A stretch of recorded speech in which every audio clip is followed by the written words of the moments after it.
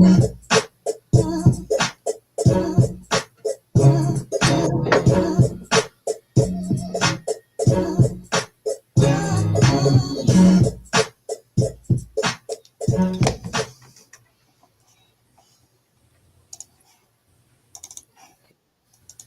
in. Good afternoon. It's the Ticket Punchers here on 96.1 FM, 1450 AM, Big X Sports Radio. I'm your host, Roman Kelly, joined today by my co-host here, Curtis Phillips, and my other co-host here, J.R. Anderson, as we take you up from 5:30 to 6 o'clock per usual here, Tuesday through Friday. Thank you all so much for joining in. Thank you all so much for being a part of the show here today. If you want to get your comments in, your thoughts in on the show, please feel free to drop them in on our Game Day Men's Health text line at 502-414-1450. Game Day Men's Health is redefining men's wellness. No shortcuts, just results. Testosterone, peptides, weight loss, and sexual performance therapy. Visit GameDayMen'sHealth.com, defining a new era in men's health. You can also drop your comments down in the X chat. You can drop them down in the Real Spiel YouTube, Big X YouTube chat as well. I see we've got three viewers on each of those YouTube pages in right now. So feel free to drop your comments in the chat. Fellas, welcome back in here to a new week of the show. I want to ask you guys how you guys have been doing today, and of course how your all's weekend went before we get into our sports chatter here on the day. JR, we'll start with you, my man. How was the weekend? How was the Monday night? And then how's the Tuesday been so far? Both personal and sports. You can go into your fandom and the personal life if you want here. Yeah. Can you hear me? Yeah, I think you're on the computer, Mike, but we can hear you. Okay, just making sure you can hear me. Been pretty good. You know, the weather's muggy, nasty outside. Just walked in the door from work, but overall, 10 out of 10, man. I'm ready for my Lakers to play tonight. I'm sure you two are as well. But yeah, looking to get into tonight and to the rest of the week. Love to hear that. Glad you had a good weekend and Monday as well. You made some money last night for the Ticket Puncher X page, also linked below right here as well at _Ticket Punchers, the new page we've got up for you guys if you want to go follow. Glad to see you were able to gain some stuff there last night. Curtis, how are you doing, my man? How was your weekend? Doing good, man. Had a very fun weekend. Got to see BYU Cincinnati game live, sold out crowd on their senior night, so that was pretty fun to watch. And next day went to NFL game with the Chicago Bears versus Pittsburgh Steelers. My Bears ended up getting a dub, so that was, great to see in person. So, overall was pretty good. I didn't wager too much on that Monday night game yesterday, but it was a great weekend overall. Love to hear that, fellas. Glad you guys are doing well. Glad the weekends were fun for you all. And there's a lot to get into. There's a lot to unpack on the weekend. We've got some interesting results in the NFL, some interesting results in the NBA. I want to get I want to have a bit of a dialogue, a bit of a discussion just on where our heads are at on the NFL currently in each division, how we kind of feel like things are going forward. Maybe give out some bold takes, some overreaction, proper reaction type of a conversation here to have as well in the NBA before we get into the look in of tonight's games, as there's a lot to be looking into, both with NBA betting and with college basketball betting. I'm sure we're going to be having plenty of official punches. And, of course, we're going to give out that triple punch parlay for you all as well. But, fellas, we'll give out the records. We'll look at the last week record or the Friday and weekend records later on in the show here. I want to get straight to it with our discussion because we finally have gotten a sample size of games in the NBA, and we're starting to see what teams are actually looking like, who's defending well, who's got an offensive flow, right? There's a big discrepancy on numbers in the beginning of the season, and teams will kind of move all up and down the rankings and the statistical rankings for different categories. But once you get to about that 15-game mark, you kind of really know what teams are going to start looking like. Granted, there's still guys that are injured who haven't come back fully. There's teams that have got players that have been in and out of the lineup already. But you also have teams who have had that happen and they've dealt with it and they've sustained, right? You look at the Pistons. They've had plenty of guys miss multiple games all year long, and they haven't had that be an issue. You look at the team like the Bucks. Different guys in and out of the lineup every other few games. They can't find any fluidity, any consistency of the things that they do well. So, granted, injuries do play a part early in the season as well, and we're not fully getting to see the full I think, power for most of the contending teams yet. But a lot of them, we can see it. We see who's playing well. And fellas, I kind of just want to ask you all where you all are at in the NBA before we start an NFL discussion, because we'll react to Monday Night Football and then kind of where our heads are at in the NFL. But I mean, fellas, we'll just start. Like, I got a couple of different points. I mean, the Miami Heat are proving to be a very, very serious offensive team. I say offensive because the defenses aren't crazy. They're not like top three in multiple different categories like they are offensively on the defensive side, but they're not bad defensively because of what their offense looks like. When you play the way that they do on the offensive end, where they get up and down the floor really well, they're assisting on so many buckets, and they don't rely upon anybody. Granted, Tyler Hero's first game was last night or the night before. I think it was last night. I think he got last night, Philly. The Heat, though, have been very, very impressive. I knew they were starting the season off without Tyler, so I was kind of – I don't expect much from him before Tyler gets back. And when Tyler comes back, you're technically adding a player who's nothing special defensively. So we'll see how they really look. You'll get a good gauge defensively even without Tyler, because more times than not with the Heat in the last couple of years, when you take Tyler off the floor, more times than not, a better defender's coming in, and the Davion Mitchell minutes have proven that. Ultimately, though, if you're the fastest-paced team, you're one of the best field goal percentage teams, and you assist better than anybody else in the league, adding a Tyler Hero into that is only going to make it better. So I'm excited to see what they look like going forward. Philly, how do you react to the Heat? But then, fellas, give me some teams that you guys have been impressed by so far in the NBA this season, or some teams that have kind of made you feel like they're not what they should be. We'll start with you, Curtis, just because we brought the Heat up first, and I know you may have a point to make on that, but I'm sure you guys maybe have another team. I'm glad I was able to give you guys the outline for the show today before the actual airing of it, so you could kind of develop your thoughts. But what do you guys think so far about a couple of the teams that are doing well? We'll start with you, Curtis. Yeah, well, I start with my Heat. I've been very surprised with how we've played so far, especially without Hero.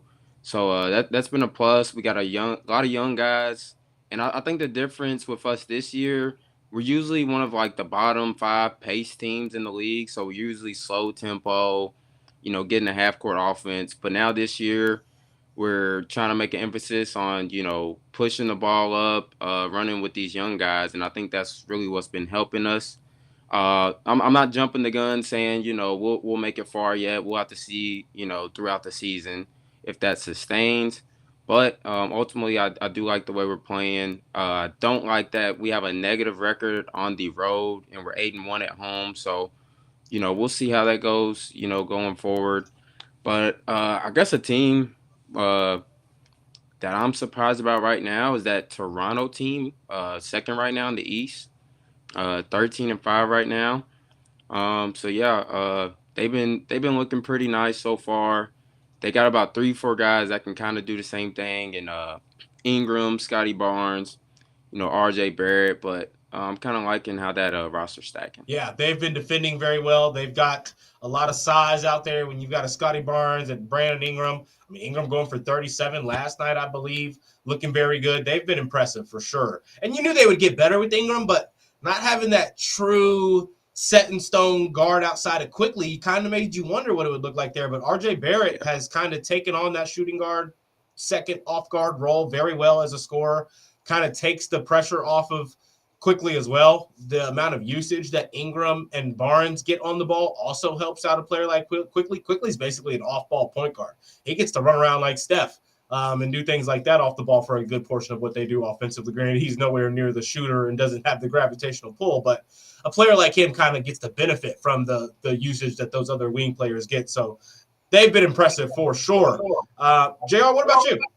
Yeah, so I mean, right above Toronto, you got Detroit, man. Yeah. With Jaden Ivey being out, and just the shift in the East, like it doesn't look anything like it did last year. You had the Bucks up here, you had New York up here. Right now, sitting Detroit 1, Toronto 2, Miami, Cleveland, New York, then Atlanta. It's just it's surreal to see Boston at 10, and Pacers at 14 coming off of a finals run, mainly due to Tyrese and things. But Detroit for me, man, they're 10-0 in the last 10. I think is incredible. 15-2 overall in the East. Yeah, and of course my Lakers, with Braun being out with sciatica, To see them on an 8-2 run in the last 10 and sitting at third in the West, we're battling back and forth with Denver. They're 13-4, we're 12-4. Those are mine too. Luka's leading us, and back to the Miami point. Something y'all didn't mention: Miami is the highest scoring team in the league, Yeah. edging Denver out and Toronto out, which is insane. And now they're adding firepower with Hero getting added back into the lineup. So I think that's incredible. Yeah, 100%. I forgot to mention that point. They are the number one in points per game, number one in assists per game. There's another category as well that they're like number 3 in. Up there, they're sitting with Denver and Thunder in a lot of offensive categories. And that's another team. The last team I'm going to bring, I'm glad you brought up the Pistons because that was going to be the one. But because you did that, I'll go ahead and give the shout out to the Oklahoma City Thunder, who I'm not necessarily going to say surprising isn't the right word, but they have been astonishing, and I'm going to give them their props for being astonishing because the margin of victory that we're seeing them win by is quite literally something we've never seen. Like we're talking about a team that on both ends of the floor in terms of offensive defensive rating and how that leads to the point differential that they're at right now. We're talking like 0-4 Pistons, 0-6 Spurs, like in terms of just how dominant this team is compared to the competition right now. I won't lie to you guys. Knowing that they were going into the season without J-Dub, I didn't think it was going to be like world record pace-setting dominance, okay? I'm going to be honest. So, granted, I thought they were going to be the best team in the NBA. I thought Shea was going to be it's Shea and Luka's MVP to lose at this point, right? It's not, I say that. It's Shea's to lose because Jokic relies on the team. Jokic is going to win it if his team is a top 2, 3 seed, right? It's unless there's obviously a 1 seed that has a player averaging 30. But in every other category, you can argue Jokic can win it. I just think that the Shea has been performing even better than last season, playing less minutes so far at this point in the season than last season, and his team's even better without their second best player so far. That's kind of blowing my mind a little bit just because I didn't expect it to look that good that quickly. I thought they would maybe have a reliance upon him very heavy. You're going to see a lot of 40-point performances out of Shea and maybe closer games. Not what we're seeing. We're seeing them blow teams out, and he's not even rely on – I mean, they're going into fourth quarters up 15. He's not playing, and they're winning the games by 25. That's not normal with MVP candidate teams, right? Because typically when you've got a player like that, you only have one extra guy you're able to pay like that, and you don't really get a team this good. The way that they've done in drafting and free agency these last 2 years, and then not just that, because a lot of teams do that well. They've developed those guys very well. They're the best developing team of young talent, and I want to give them their props for that. As a player who had them losing in the first round last year to the Denver Nuggets, that didn't believe that form of offense was going to sustain to that level of eliteness in the playoffs last year, they proved me wrong massively. Granted, Nuggets took them to Game 7, and I'm pretty sure the Nuggets had the last shot of the series, right? In that Game 7, I want to say, or they had a chance to win that game. I forget how it came down to the wire there, but they're the best team in the NBA. They've got the most important player to their team in the NBA outside of Jokic, and they're continuing to prove that without their second key piece. So shout out to the Oklahoma City Thunder. I mean, fellas, they're just mopping up every team they play. And it's kind of crazy that there's a team that's literally head and shoulders above the rest of the best players in the world. kind of wild. Weird how we have to just shift. And there's no, that's what we do when we don't have any breaks in the show. But just like that, fellas, I'm going to ask you guys the same conversation, the same topic, the same exact question in the NFL. Who has surprised you the most in the NFL? JR, we'll start with you. And then who's been a team that's like, a team maybe you had higher personally than they've gone to show this season? I mean, Colts. The Colts is the obvious answer. Try to avoid the Colts because obviously no one had the Colts looking that good. But fellas, who's impressed you? Patriots. Beating the Bills and some other really tough victories. 10-2 as they sit right now. But man, Drake May's been very impressive to watch. I did not think they would be this good this year, especially in the AFC East. But definitely them.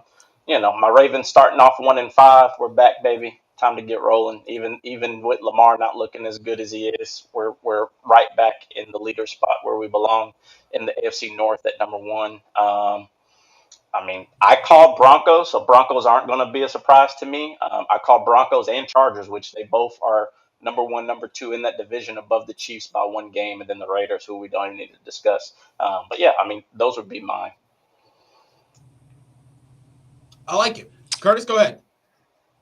Yeah, obviously I could go with my Bears, but I'll shift to the Seahawks sitting at 8-3. That's a very big surprise to me. They were sitting around 6-1 to win their division, before the season started. But honestly, with Darnold coming in, we didn't know how that was gonna look. He really only had one good year, his prior year in Minnesota, which I thought was more of just a system play. But he's looking fantastic in Seattle, and that defense looking stout as well. So them sitting at 8-3 has honestly been surprising to me as well. Fellas, for me, it's the Bills, and it's the other direction.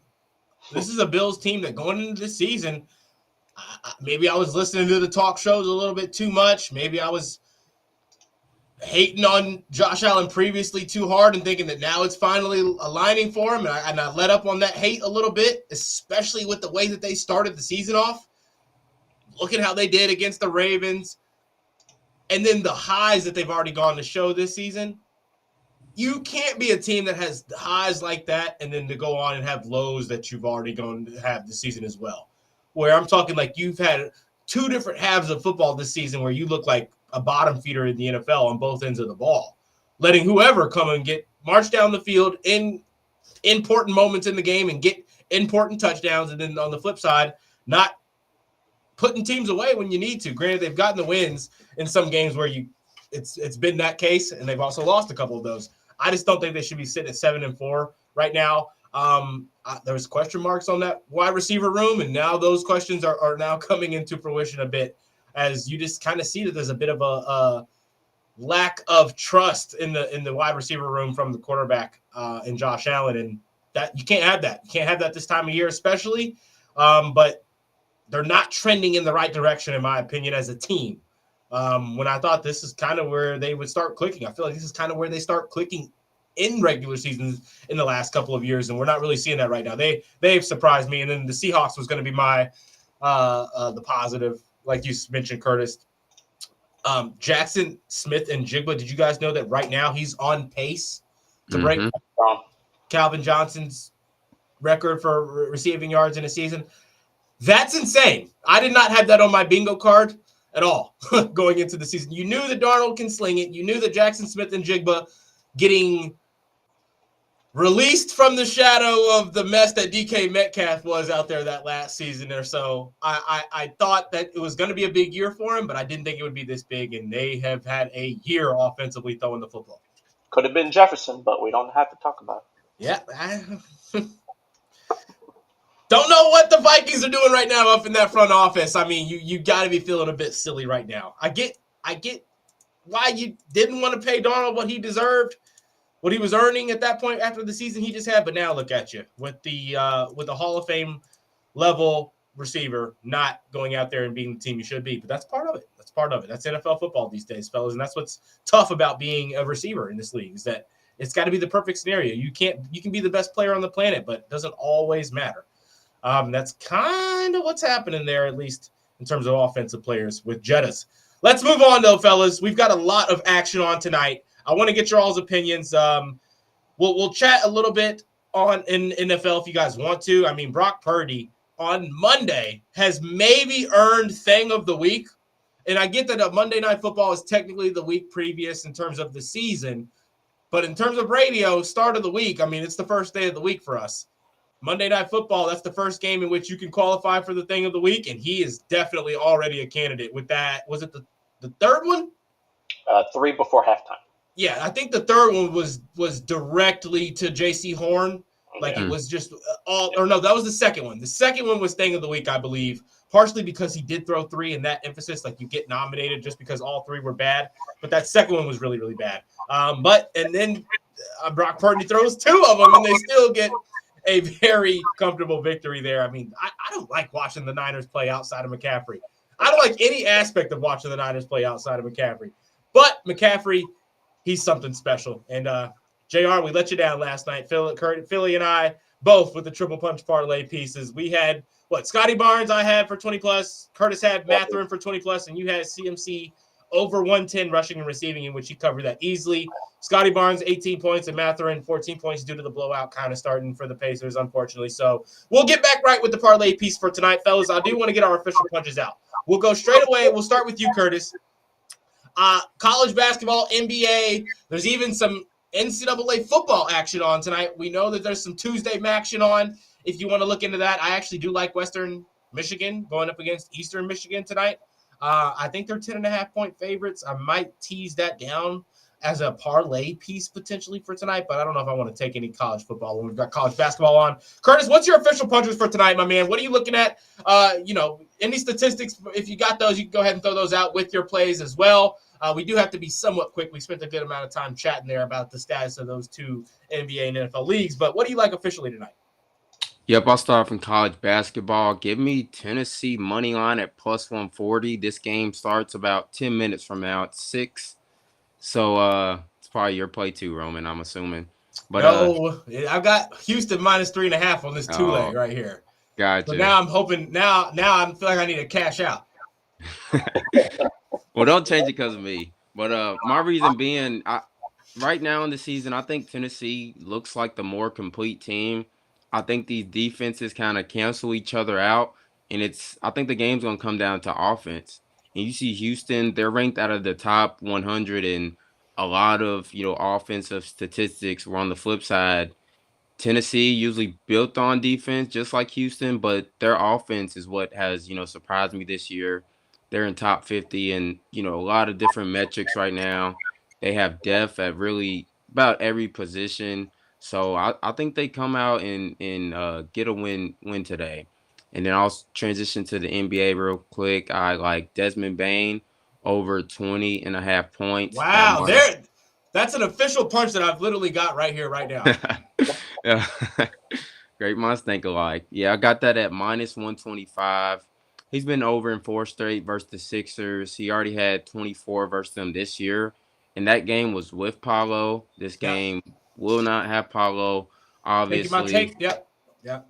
Some key defenders out as well. VJ Edgecombe, Paul George, and Oubre all out. So I think these backups for the Sixers are going to have, a little struggle guarding Bane. So those are my 2 official punches for today. I love those punches. I'm obviously on. I'm gonna go official. Can we do that, JR? Is that allowed? Am I allowed to go official punch? Can I replicate that? Of course. Yeah, I did the other day. Everything Philly just said, everything Mr. Philly Picks just said about Desmond Bane's 20 points, let's just go ahead and say I said that as well. The main point being, though, VJ Edgecombe, Oubre, and Paul George all being out against a team that he's already been able to get his in, but even more so, a team that Philly likes to run. Philly likes to get a lot of shots up. They're going to do that tonight, in particular when it's just going to be maxi ball. I like the Desmond Bane 20 plus. I'll go ahead and add a second official punch to this for me as well, and I'll go ahead and add I'll take the Magic minus 3.5. That's what I caught it at and took it at. I think it's up to 4.5 now, fellas. Up to 4.5 now. I took the 3.5. I'll make that 3.5 an official punch if you guys want to tease that down. You know how unlucky I've been. Like 3 different times already since we started the Ticket Puncher show. I had a line that I liked, and by game time it moved. Like right now, it's moved already. I like the 3.5. They're gonna, of course, maybe potentially they would win by. They wouldn't cover the 4.5 for me. They'd win by exactly 4 with my luck. So we're taking the 3.5. I like the Magic here tonight for the same reasons, though, that we really like Desmond Bane to score 20 plus. Those are 2 official punches for me tonight. I know you guys aren't going to like this. I'm on the Lakers officially tonight. I don't bet on my teams. There's no bias in this. I promise. I looked at some of the numbers. I looked at some things. Even without Ayton tonight, with LeBron being back, I have not liked the Clippers' offense in the second half this season. The Clippers have struggled in the second half of the season. Guess who's been pretty good in second halves this season, fellas? The Lakers. So that's kind of where I'm at. I think that we've got the defensive ability to go out there and just make things rough for not rough, but inefficient for Harden. I mean, that's a weird match.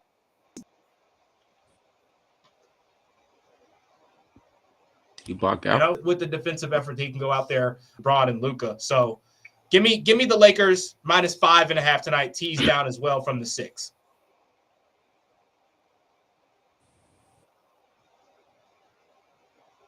Man. We might have had a slight disconnection there. You hear me, JR? JR, take us Yeah, away. I got you now. We're staying with the home team. We're going Lakers over. Lakers over has hit in 6 of LA's last 6 games at home. We're going over 229.5. It's 100% hit rate. So minus 110. You can't beat it.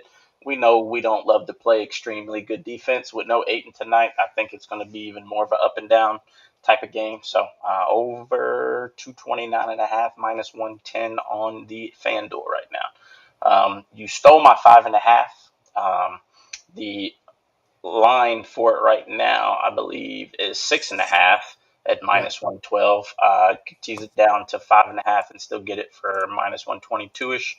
But also, if you're looking for a parlay piece, I like Lakers money line minus 250 if you just want to be safe. But yeah, that'll be my 3. Curtis, quick parlay piece. You got it? Tennessee plus 3.5. There it is. JR, quick parlay piece. You got one? Let's do the Lakers money line minus 250. All right. I like that. My parlay piece for tonight. Oh, I had it here. Where is it?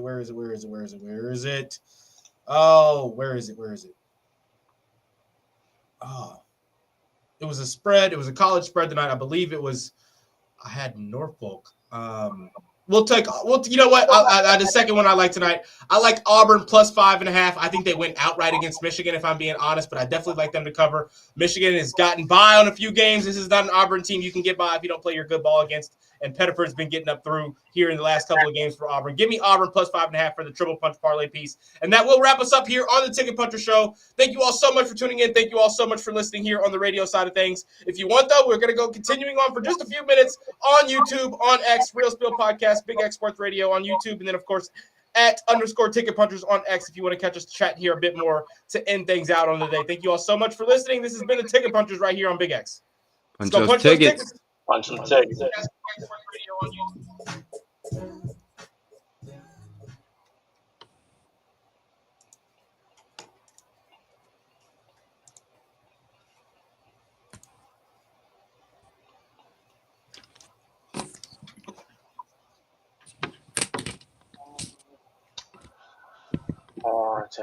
All right, fellas. That was a great show. We got our dialogue out. We got our official punches out, our triple punch. We did go about a minute over, but that's not really going to hurt us here today. I got to start getting this out at 57, though. We still got 36 live on X, so we can keep rolling. All right. But I like that. So let me write these triple punch pieces down. I had Auburn plus 5.5 on my piece. Curtis, you had Tennessee plus 3.5. Tennessee plus 3.5, which I do like. So, and then JR, you took the Lakers at 5.5 for your parlay piece. No, for the triple punch, we're going to do over 229.5 minus 110. That's right, Lakers minus 5.5, and you took the over as your punch. All right, fellas, I'm going to get this in real quick. Yeah. You connected everything, right? Yes. Yeah. There's a couple more jabs though. I'd like if you guys, Philly, you got any jabs? Anything we didn't get into? I'll go. I like a jab in this Western Michigan at minus 10.5. I like minus 8.5 for the Western Michigan team. If I'm being honest, I think they're going to blow them out. I really do think they're going to blow them out, but because it's a rivalry game and it's on the Eastern Michigan home field, you could be chippy. You could be a couple. It's Tuesday night action. It can get ugly. In the beginning of the game, you can get ugly. I've watched a lot of those kinds of games. I've watched the game cast on a lot of these kinds of games. Not look like the first half. The first half not look like the outcome of the game, and then somehow, some way, the team that's favored by that much wins by that much at the end of the game due to turnovers or sloppy play. Because, like we said, it's action. We didn't get any comments in. We didn't get anything in on the chat. Let us know if you guys want, if you've got a bet you're taking tonight, you want our opinion on it, you want to hear what we have to say about it, send it in. Ask us about it. We'll get into it. We'll chat about it a little bit. But that is a jab I had tonight, fellas, at minus 8.5 on Western Michigan. That's college football tonight. So I'm over here looking for it. I'm like, where the hell is this? Yeah, it's football. Yeah, college football tonight. There's already another game on right now, Bowling Green and UMass. What's the score? I took minus 14, team over, minus 14.5. 28-14, Bowling Green's up at half. Okay, so 2 of my bets already hit for that. I still need them to win by 14. They looking good. I honestly don't have any jabs. I liked most of the more of the early game slate for college basketball. I had two things that cash and one's in progress, a little builder. Um, it was North Carolina money line, Iowa State money line, and geez, who's my third leg? I'll have to get back to you on that Oh, third. Tennessee, Houston, they're about to start. They just closed that on me. Mm-hmm. I found a crazy line earlier. I was just too chicken shit to take it. What was it? Wright State Raiders. Wright State Raiders are 0-7 in road games. They're playing Stet is plus 320. That's Wait, what's that? That's nasty. Yeah, I know, right? 0-7, and it's plus 3. No, it's plus 410 for their money line now, which is crazy. The team they're facing? The Wright State team that they're playing is 0-7 in their last 7 road games straight, 100% for 7 games, and this Oh, Stet so that's it. and their money line is plus 410. I haven't watched much of them, but it was trending on my little scanner. Mm, So I was like, okay, interesting. yeah. But no, I felt like I wanted to put a little 10 on there, but I'll probably steer clear. Other insights, let's see what we got here. You're getting Over, 9.5. yeah. Indiana and KSU, the over has hit in 6 of Kansas State's last 6 games, minus 108. It's 163.5. I think that's a solid line based upon the statistics. What else?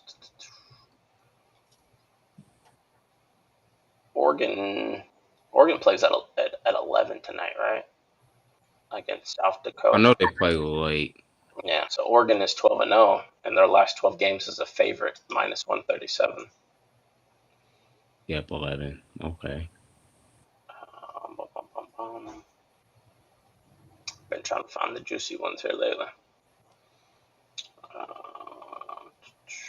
Everything else is player stuff. We'll jump over to NBA. Dun-dun-dun.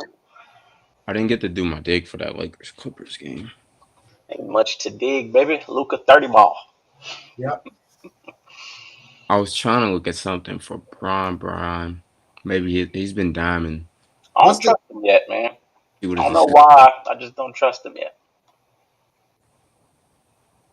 He still look a little. Can't put my finger on it. Not 100% or something. Yeah. I got something for tonight. I got something for tonight when it opens up. What's that? It's a Khalil Ware prop. So what do you think? Midnight? Ooh. Think we can get player props for tomorrow by midnight?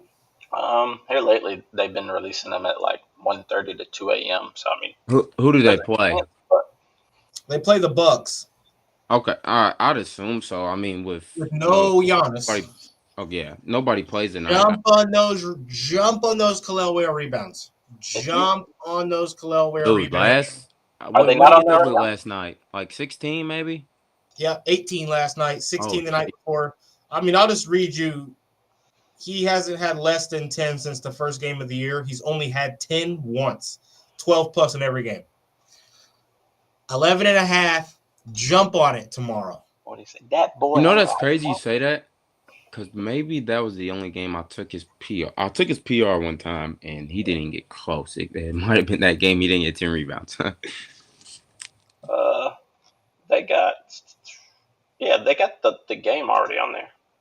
They got the game, but but no props. Yeah. I know on my radar it's already trending, so the insights on it are available, but there's no lines that have been. Heat first time. I mean, Heat halftime and Heat full time is minus 135 as well. I think they blow them out. We at the crib. We're at home. Yeah. Is Yaya not playing? Who? GG. Yaya. Nah. Is he hurt? Yeah, he's been hurt. Yeah. What's his injury?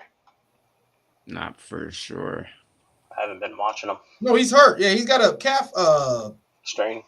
Yeah, that's he's the only been reason I'm big betting game. it. That's the reason I'm betting it. I didn't realize that he was maybe going to be back tomorrow, though. Yeah, I thought he was trending to be back. I thought he had one more Oh, week. I thought he had one more week. Nah, if Giannis is back, you might want to reconsider. Shit, I thought he had one more week. Mm-mm. Oh. Deer the deer. Oh. Yeah, because they got If he plays, then the odds will be better on 11.5. Let me go see. Not like yeah, plus they will. He hasn't gotten a lot against anybody. I mean, 14 against Vucevic. You expect 16 against the Warriors. 14 against the Knicks is not bad. 10 against the Knicks. So that was a back-to-back. No, it wasn't back-to-back. 13 against Cleveland. 20 against Cleveland the game before that. He was motivated that game for whatever reason. I watched that one. I don't know. I think 10 is still solid, but your line is the 10's gonna be minus 350 or something. Yeah, I don't know. It's a spicy one. But yeah, this is a quick little early thing I'm looking at for tomorrow, just because when there's only a few games tonight, I like to take a quick early look on tomorrow. And then very, very early here. Lions at minus 146. That's going to go up. Lions. Do we wait to bet the Packers? Do we wait to bet the Packers? Or do we bet the Packers now? You think Packers are beating the Lions? I think they're due. I'll say Lions bounce back. They played terrible that first game of the season. They're back at home. Is Jacob still hurt? Close. I think Jacob. They'll be back. Yeah, because I know he had the knee injury. Jacobs should be back. I think he sat out this game so he'd be ready for this one. So off of they didn't want him on a short week, I believe. I think he'll be back. 70% of the money is going towards Detroit, and 70% of bets are going towards Detroit. 81% of the money is going towards Detroit for the spread, and 89% of the money for Detroit for the spread, which is minus 2.5 at minus 115. Over 68% of the bets, and 68% of the bets are going over, and then 77% of the money is going for the over as well. So it's a blue out. All right. Another thing, JR, I need you to help me find this right now. A buddy of mine made some money on this in the beginning of the year. Uh-huh. You might not be able to find it for me here.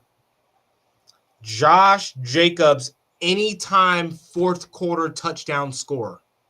That was my play that I bet.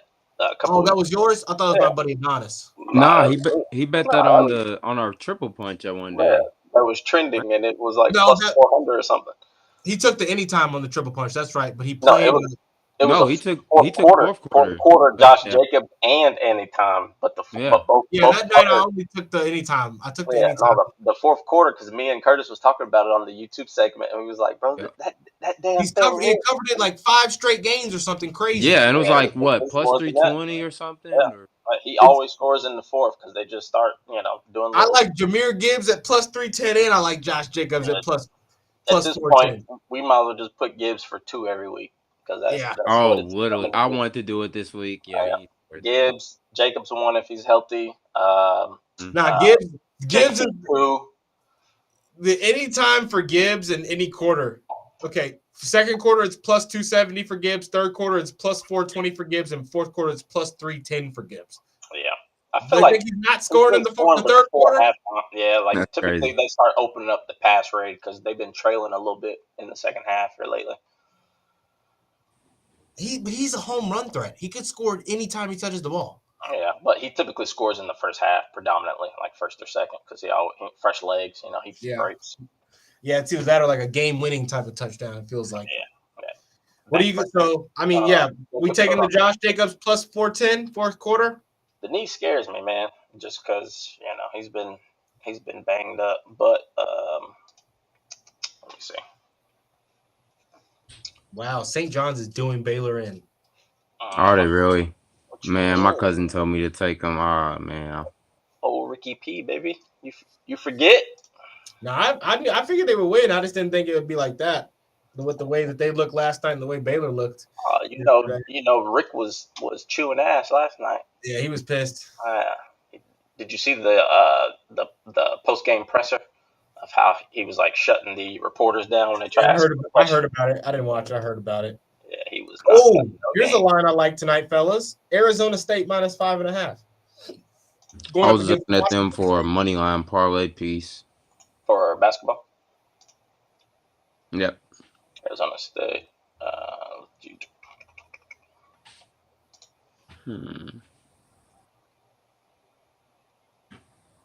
Against Washington.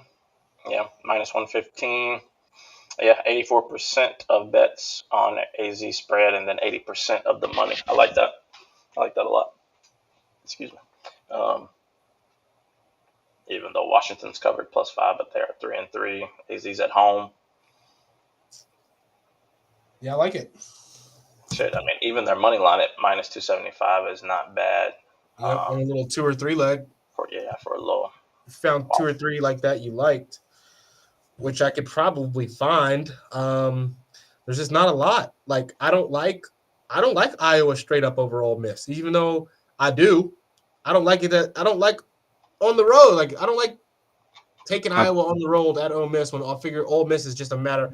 I thought that was neutral. Oh, is it neutral? Is it in that? I think it's one of them. It might not be. It might not be. Yeah. You want my Lakers parlay?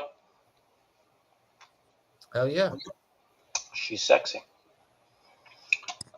It's +320, but I've been hammering them lately. LeBron 6 assists, James Harden 6 assists, Kawhi Leonard 18 points, Austin Reeves 20, and Luka 3 threes.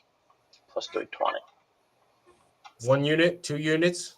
I put 1 unit, but you know me. For everyone else trying to build bankroll, I would go half unit just because of the Luka threes. But he seems to always, get pissed off when he plays the Clippers for whatever reason. That is true. Even at the Mavs. Yeah, I feel like everything else will be solid. It'll come down to Austin Reeves 20, and Luka threes plus 320. But all the analytics, this has been hitting pretty solid. I think Luka's in his bag. I think LeBron's letting Luka and Reeves take the lead, and he's just filling in, being the glue until he wakes up eventually, which we don't know when that's going to be. But he's still getting a quiet little, 16.